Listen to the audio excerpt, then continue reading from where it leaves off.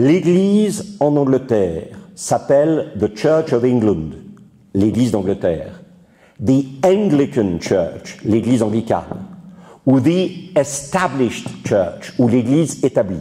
c'est-à-dire l'Église officielle, puisque vous savez que depuis la réforme de 1533-1535, le roi, le souverain, est le chef suprême de l'Église en Angleterre. Tous ceux qui n'appartiennent pas à cette Église sont ce qu'on appelle des dissidents, dissenters. Si vous êtes crypto-catholique et que vous voulez permettre à vos coreligionnaires de retrouver une vie normale et des responsabilités dans la vie publique de votre pays, et que vous êtes roi, vous allez prononcer une déclaration d'indulgence qui touchera non seulement vos frères catholiques, mais qui touchera aussi les autres non-anglicans, c'est-à-dire les protestants réformés radicaux. Vous voyez ce que je veux dire? Derrière le mot dissident, que l'on applique plus aux dissenters, que l'on applique plus souvent à ceux qui,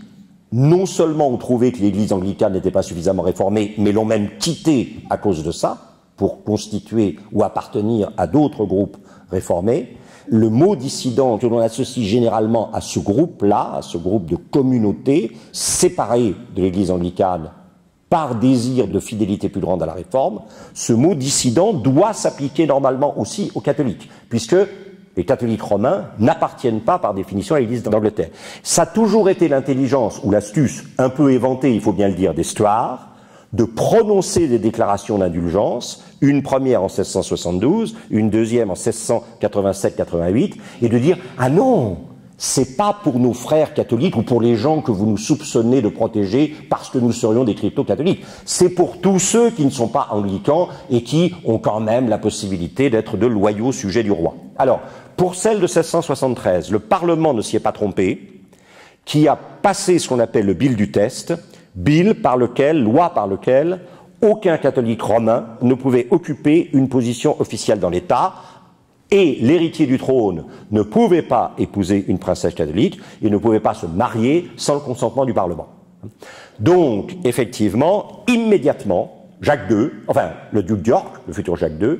a été obligé et a démissionné de son poste de grand amiral de la flotte, confirmant ainsi les pires soupçons de ceux qui disaient, parce que les gens disent, s'il se sent obligé de démissionner, c'est donc qu'il préfère sa foi catholique au service du royaume.